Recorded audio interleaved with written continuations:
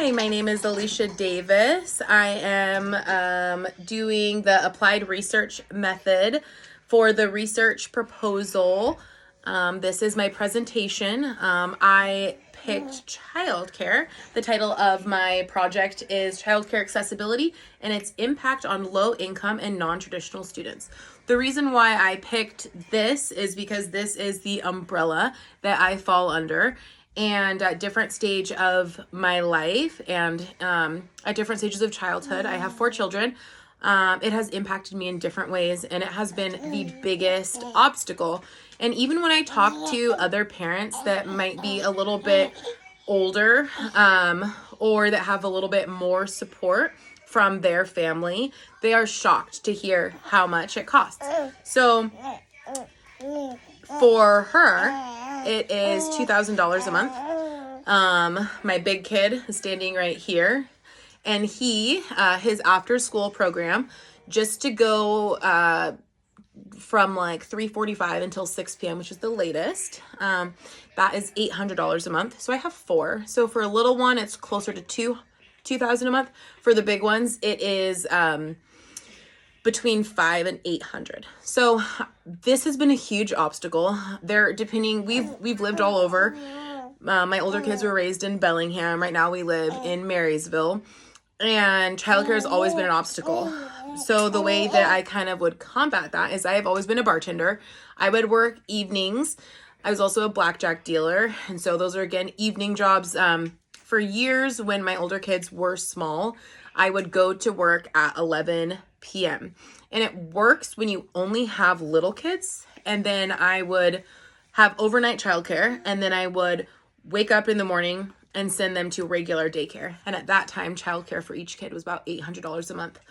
And so I've found myself, my family has found ourselves like right on the cusp of being low income, but just hard enough because sometimes we're not able to qualify for resources.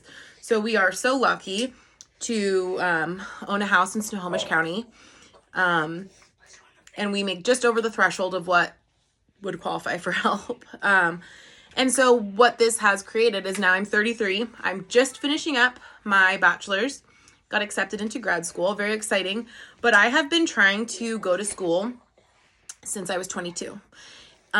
So this is, it will be, it's over a decade, not the whole time in school, but it has been the biggest struggle.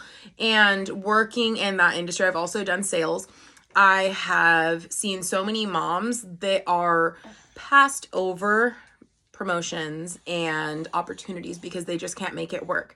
For undergrad, sorry, Western, I love Western, I love Bellingham, but my first choice was UW for undergrad. I got in and I was not able to go because it just wouldn't work. So I couldn't drive all the way there multiple times a week with kids and gas and rush hour. Like, who would pick up the kids, right? And then I'm leaving to go to school middle of the day, random hours, random chunks, and not making money. So this for me has been a huge thing. And so I wanted to kind of like narrow down, like, how does this impact people?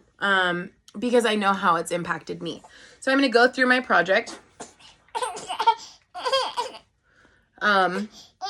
Maybe it is fitting that I have a grumpy baby here with me right now, because this is the reality of parenting while in school. So my research statement says that access to Aiden, will you grab Zuzu? Yeah. Okay. Dang it. Right now I'm recording. But I'm gonna die. Okay.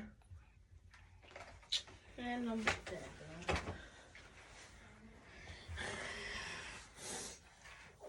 So when I go into the research statement here on my project, I'm gonna get it out of here. it says that these systemic barriers impact low-income mothers. It predominantly impacts people of color, specifically women of color, and it is a burden that falls primarily on the shoulders of mothers. When I looked up the average for Washington State, it says that Infant childcare is between $1,500 and $2,200 a month, and toddler is $1,200 to $1,800 per month, and after school is $500 to $900 per month. So in my area, Snohomish County, Marysville is considered working class and affordable. It is on the higher end of that. I think because this is all of Washington, I think this is lower than what we'd actually find in Western Washington. It could be double that if you go to a fancy one in like Bellevue. I think Bellingham is a little bit more affordable, but there's a real shortage in Bellingham specifically. And so there is all this intersectionality with like socioeconomic status and owning a home, and higher education, wealth building, all these things that are roadblocks when you have this hardship that is childcare and just figuring out how to navigate these different situations. So for my lit review, I'll read my first line. This literature review examines the critical role of childcare accessibility in higher education and its impact on student parents' academic success and well-being. And I have found that to be so true. This has been the most challenging part. I would say school itself has, other than statistics, and maybe A&P. Other than that, college hasn't been hard. It is getting there, finding a job that'll work with this, and then also having the bills, like a mortgage and all the other things that goes along with that, with being like a working class family. So childcare accessibility plays a huge role in determining low income and non-traditional students. And it does. I found that to be true. Like I said earlier, it's why I didn't go to UW. So some of the barriers for low income and non-traditional students, this is huge. So if you are in community college, your hours count. So DSHS will cover it. Once you get into university level, it is harder to get the state to pay for it. Not impossible, but you also have to jump through a whole bunch of other hoops to prove it. And it can be really challenging. So I also looked at race, because race does play a big role in everything in society, and the family structure. So I do have a partner, and so I haven't experienced all of these. I'm lucky to have a partner where we would work opposite schedules and where we parent together. But for so many mothers, being a single parent, it really does change the dynamic. There's a trend. Oh no, here she comes. Grab her. Me? Anybody. Okay. And so this is a good example of one way that it is a roadblock, is I actually don't know how to edit the video, so maybe I'll be able to pull it out. Okay. Yeah, so it's harder to do homework when you have one of these.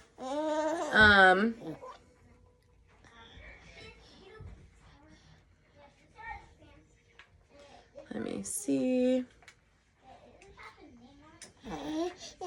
You're okay. You're okay.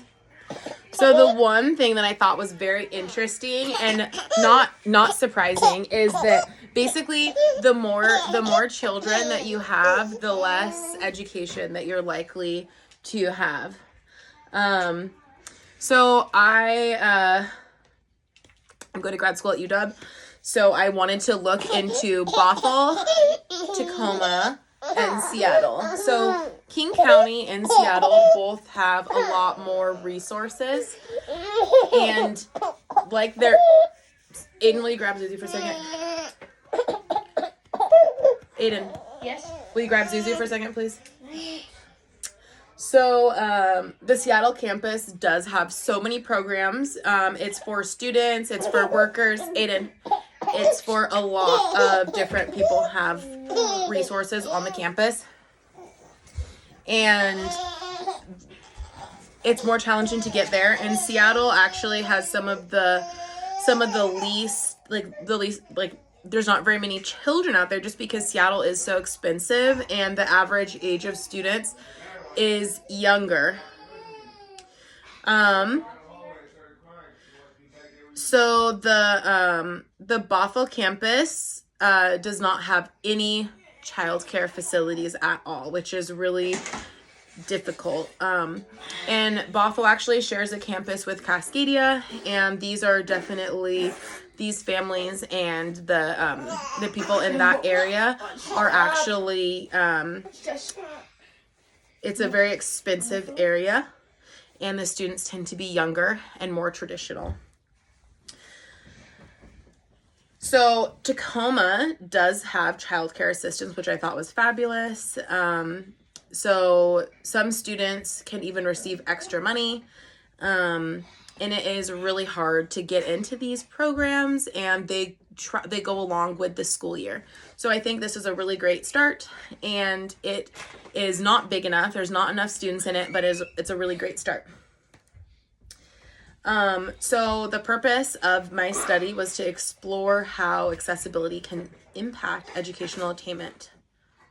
And my research question is, how does the lack of affordable childcare affect the academic persistence and success of low-income, non-traditional students attaining a bachelor's higher education at the WW Human Services Program? So I wanted to really draw that in and make it very specific. So that is basically everyone in the Human Services Program at Western that is a parent. And so people that would not be participating in this study are human services students, or anyone who is not a human services student, and anyone who is not a parent. Those are the exclusions. So I wanted to do qualitative and quantitative. I think it's really important to get a balance of each. I want to get the statistics of certain things, and there are totally reasons why those statistics could be skewed on any particular study, but I think it's really important to get those hard numbers as well as kind of like the social, emotional feeling questions, which can be impactful, but I think it's harder to digest some of those alone without the numbers. So the biggest weakness of the sample that I had, I really made it small. And the biggest weakness is that it is so small, because the students that make it to Western, make it to this point, do not reflect the true struggle out there for parents. There's a lot more parents that are not getting an education, not getting childcare, and working jobs where they have to make under just to get that threshold to qualify for daycare, or waiting until their kids are school age. And for my consent form, it just says that I'm a researcher, Human Services Distance Learning Program. My study aims to highlight the barriers that parents face when attending a university to obtain a higher education degree. So the questions that I have are, how many children do you have? The ages of the children. What childcare do you use? How many hours per week do you rely on for coursework? How much do you spend on childcare a month? Do you feel that childcare cost barriers are in your academic success? 7, what challenges have you faced in finding reliable childcare while pursuing your degree? Have you had to reduce your course load or take a break from school due to childcare challenges? On average, how do childcare responsibilities interfere with your ability to complete coursework on time? What strategies have you used to balance childcare and academic responsibilities? If childcare were more affordable and accessible, how do you think it would impact your academic performance? Do you feel supported by WWU in managing your childcare needs while pursuing your degree? Are you aware of any childcare resources offered to you by WWU? What types of childcare support would be most beneficial to you as a student parent? Would you participate in a university subsidized childcare program if one were available? Do you think flexible course options would help accommodate student parents' needs? What additional support do you think that WWU could offer to better assist student parents in the Human Services Program?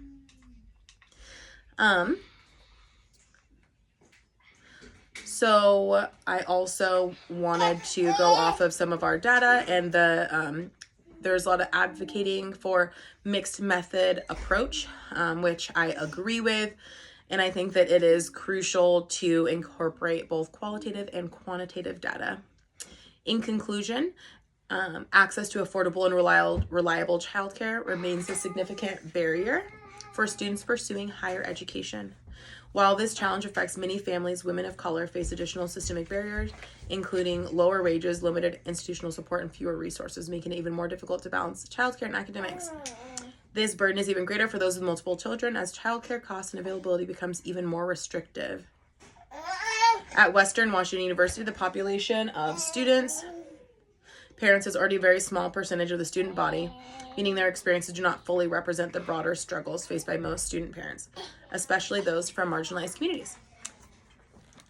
I just want to thank everyone. I had a good time in this class, and I was really excited to research something from the heart. I think it's the best way that I am able to do my coursework is by finding something that I'm passionate about, and I have continued to find this to be the biggest barrier in life, and I've spoken with other parents, and they have said the same. So thank you for watching.